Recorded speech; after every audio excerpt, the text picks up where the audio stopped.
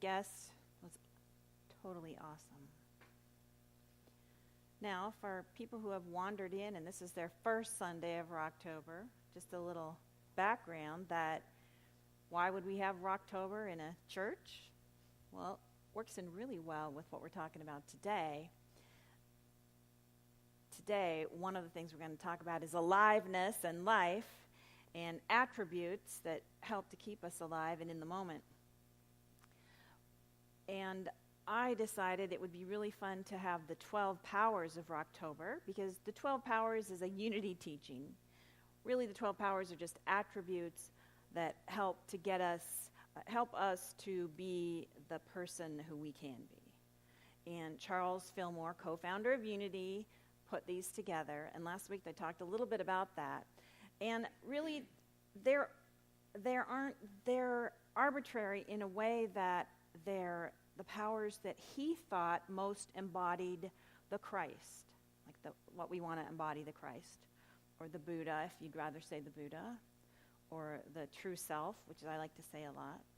And he had the 12 powers, and we've been exploring 3 of them per week.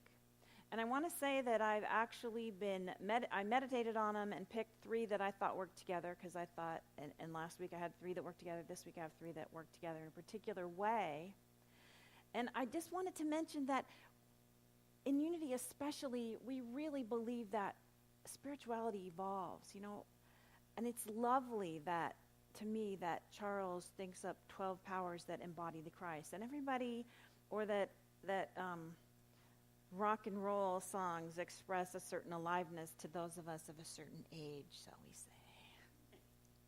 We promise to have some younger artists represented in the following weeks too. But that spirituality has to evolve. I mean, we're different than we were 2,000 years ago. We're different than we were 200 years ago. We're different than we were 100 years ago when Charles and Myrtle started Unity. Our connection to spirit has to be alive and in the present moment. One of my minister, and just as an illustration, one of my minister friends, who's also an engineer, came up with, I think, 64 virtues. Like, there's the 12 powers. He came up with 64 virtues, and he sent it around to all of us with, a schedule about how you could have one virtue per week for 64 weeks, and he's all excited because it gives him topics for, a year and a half. But that is the excitement of our spiritual journey, is that it's got to be alive now. It's got to be alive in this second, in this minute. Otherwise, we're disconnected. Now, the 3 powers or attributes I wanted to talk about today were wisdom, will, and life. And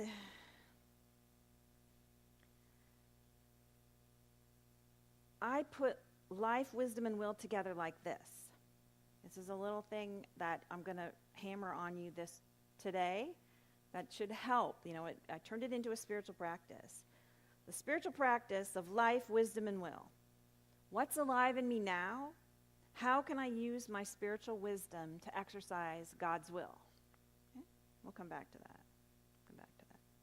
I wanted to start a little bit with life. So life is one of the attributes. It's one of the 12 powers.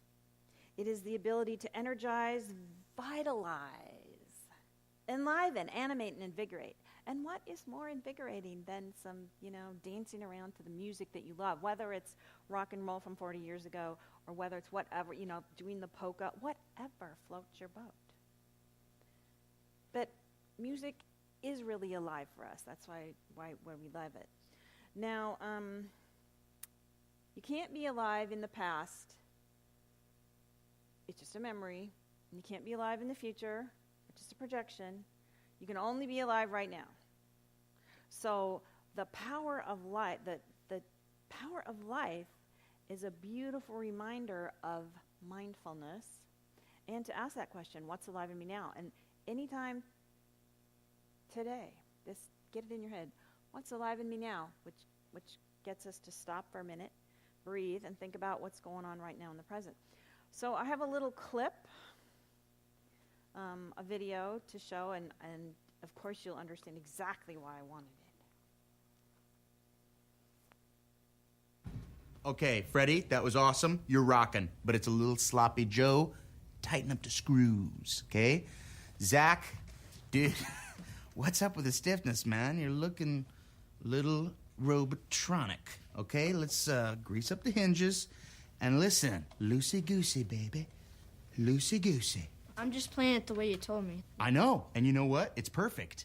But the thing is, rock is about the passion, man.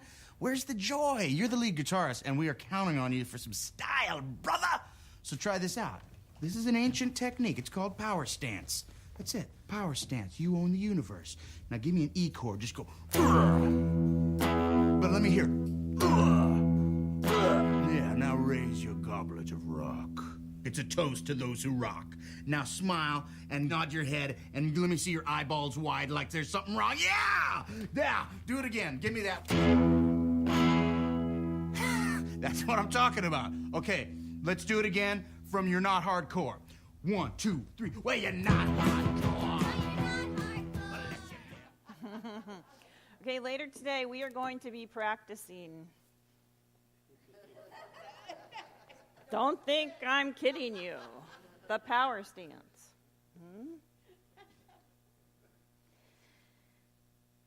You own the universe.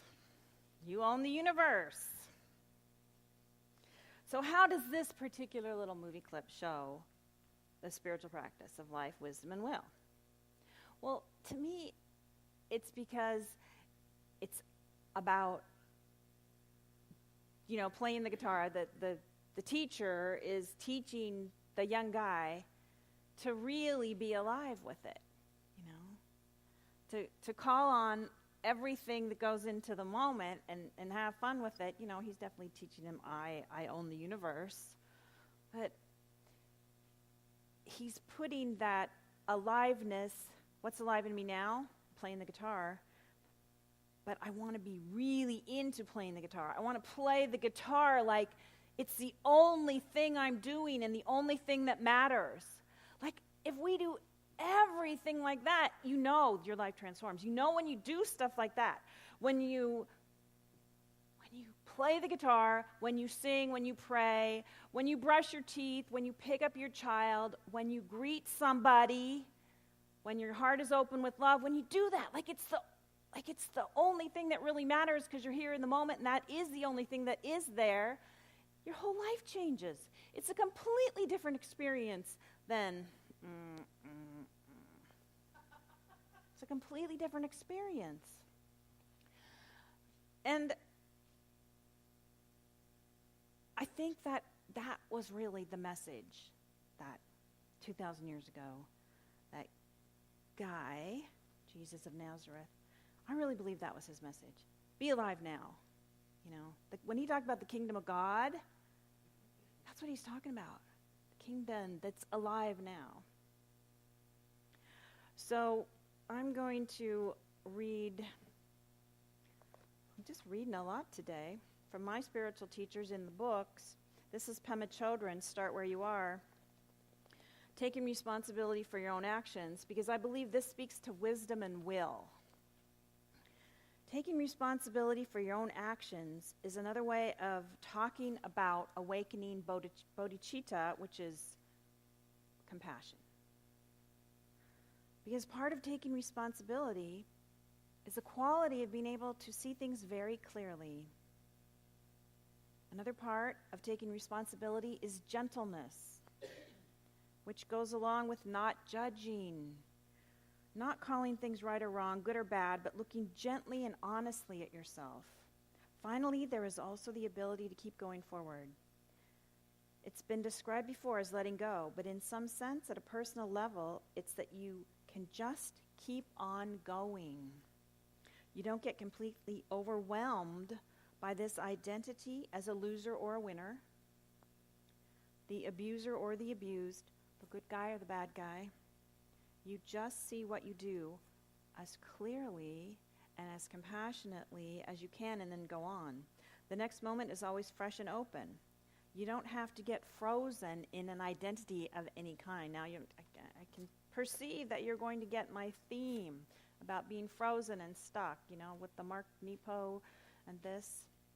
Now, of course, I have a story to tell you about myself, because whenever I pick a topic, God allows me to be the example of somebody who's in the depths with the topic. Like, if I'm talking about not being stuck, I'm going to have a day that I'm really stuck. So this Thursday was one of those days. I don't even know what the deal was, because I do try to do things that I think will, like we all do things that we think are good for us, right? We meditate, we pray, we exercise. So I meditated, I exercised, I did yoga, I took a shower, I was clean, I was happy, or so I thought, and I came over to church on Thursday to work with volunteers, and for some reason I was just attacked by, well, A Course of Miracles would call it an ego attack. Pema children would call it Shenpa, and I've spoken about that before. It's just the part of you that is not, I like to say it like, it's the part of you that's not okay. That the way I say it often is that wants things to be a certain way and cannot let go. Like, I don't feel, and the thing about humans is when we feel that way, we don't really enjoy it. So instead of, putting our whole energy into feeling it and being alive with it and letting it take whatever it is, we shove it away. So all I remember is, I just remember feeling kind of disgruntled. Things weren't going how I wanted, and Roland really sweetly came in and did this whole thing for me. He got this letter ready to send out, a thank you letter for the contributions. And I'm almost embarrassed to tell you this, but I know that you do the same thing, so I can tell you. I would just like to tell you what took away my peace. A comma. Seriously. A comma. I mean, there was a series of events, but the comma that was in the letter that was, I don't know, it seemed to be floating somewhere where it wasn't supposed to be in a word. And the funniest thing to me is that I could actually feel irritation, rage, whatever it was, like that this is not right. That here were, how many copies that were printed of thank you letters, and there was a comma that was not right. And it was like there's a part of me watching myself going, are you seriously going to be upset over a comma? And like, yes! Because it's not right. It's going to go out and blah, blah, blah, and people are going to think, oh, there's a typo, or whatever. And I have to confess that it took me a whole lot the rest of the day to get back to who I truly am, the Christ. Now, I'm not telling you those stories so that you start looking for a new minister.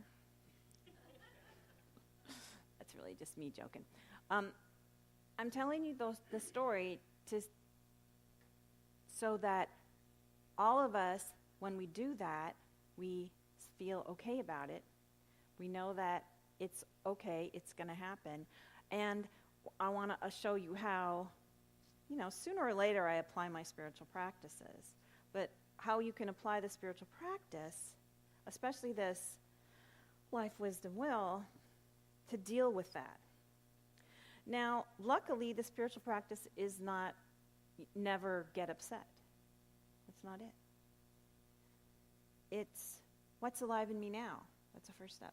What's alive in me now? It's not be the Christ right where you are, right now. Just be the Christ with all the 12 powers, love, understanding, wisdom, will. It's what's alive in me now? What's up in the present moment? How can that lead me to my spiritual evolution? Well, the first step is you just got to ask that question, what's alive in me now? And you got to welcome it, like what I read from Pema. You got to have gentleness in your heart toward yourself and toward anybody who might have put a comma in a letter. You have to have gentleness toward yourself. You have gentleness toward the person who's writing commas, Gentleness toward if it's raining and you don't like that. Gentleness toward if there's whatever it is in the outside circumstances that might tweak you just a little bit. Gentleness. Now, for the power of will, the ability to choose, decide, command, lead, determine, a unity affirmation is I choose my good based on spiritual understanding. Well, when I think of will, I want it to be my higher self will. I don't want it to be my ego. If it's my ego is going to be the kind of will that says you have to get up and run 5 miles and you have to be kind to everybody and you have to send out letters that are perfect, and if they're not perfect, you have to stay up late and make them perfect, and everything has to be the way it's supposed to be. That's an ego kind of will. Now, I can assure you that God's will is different, but I can't assure you what God's will is in you because only you know what God's will is in you. But I can tell you that God's will is going to have gentleness in it and love and understanding. And it's going to start with where you are. It's not going to it's not going to be in the past, and it's not going to be in the future. God's will is always going to start from where you are now. So it's going to start with life. What's alive in you now? And then you take the pause, will, get in touch with what Spirit has, the Spirit part of you, which is going to lead you through whatever you need to be led through. You know, for me, I need to be led through a little bit of rest. I was tired, and in what I should have done, really, I think, well, it's easy to have hindsight, but I'm guessing that what happened for me is when I came to myself and said, what's alive in me now? And I did a little sitting with myself and a little meditating. I realized that I needed to rest. And it wasn't even like I needed to rest for a week. I just needed to take a little time and rest before I could, then I was, let's just say, fit for human consumption. And mind you, I also had to, when I started doing it, realize, well, that was okay. Whatever happened beyond, had to let it go. And I think Roland is used to the apologies, and by the way, just so you know, I'm also kind to him at times. I just want you to I know a lot of you worry about him, but I want you to know that I also have absolute days of kindness and compassion where I'm not upset about commas or anything. So the last part would be the understanding, the power, the power I want to talk about, understanding, life, will, and understanding. And that has to do with God's,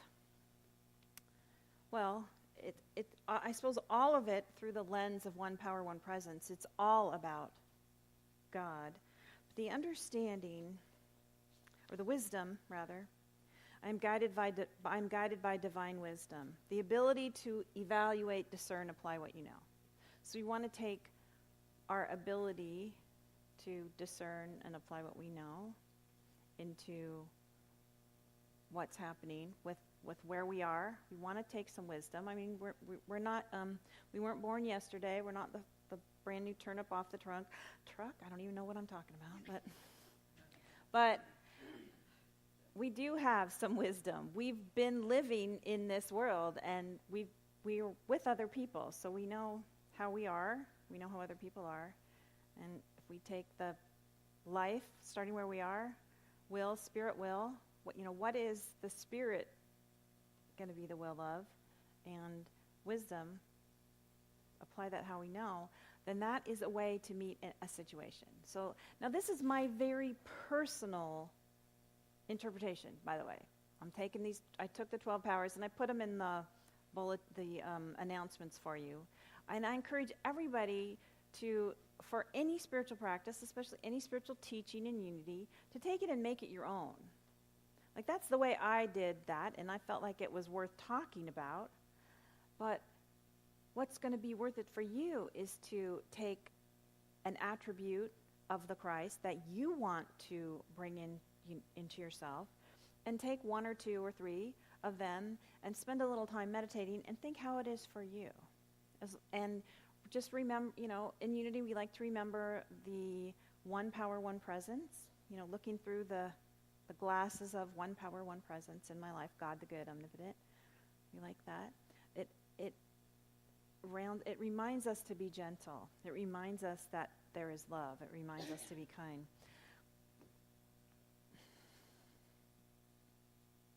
Now, just a little more about the 12 powers. The 12 powers were attributes that it is in everybody. Just like the 46 virtues that my minister friend had. That's in everybody, more or less. So the 12 powers are in every single person, and it is a gift. It's a gift that we have that in us and that we can call on them. So exploring them, meditating, thinking about them, the whole point is to call on them. And I think another beautiful thing to do is to recognize them. Like, if you really want to work with the 12 powers, call on them on yourself and notice them in other people for the next couple of weeks. Like, notice if somebody is really alive or has the gift of life. Notice if somebody seems to be practicing some wisdom or practicing spiritual will. Just notice that. See it out as well as seeing it in. See it in and see it out.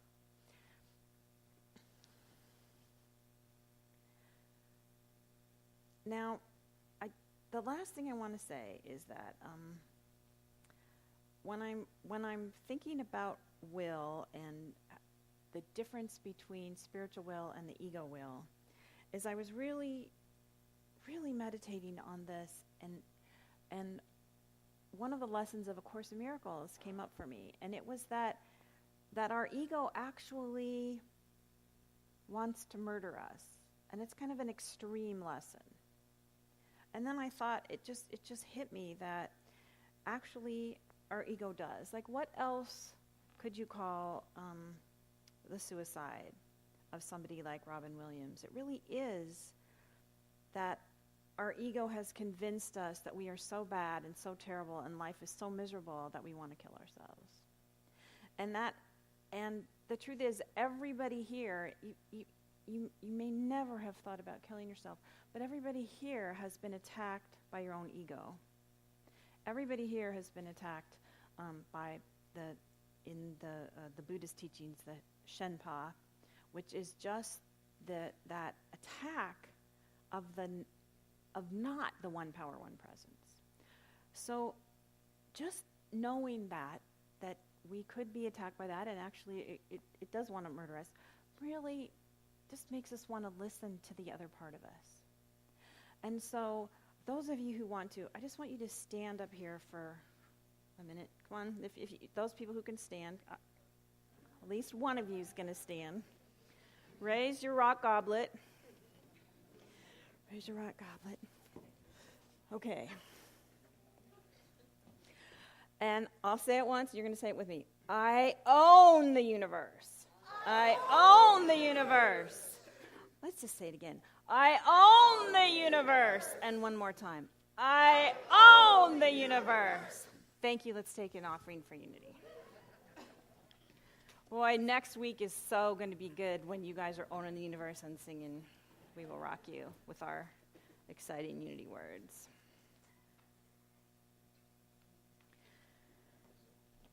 I invite you to get your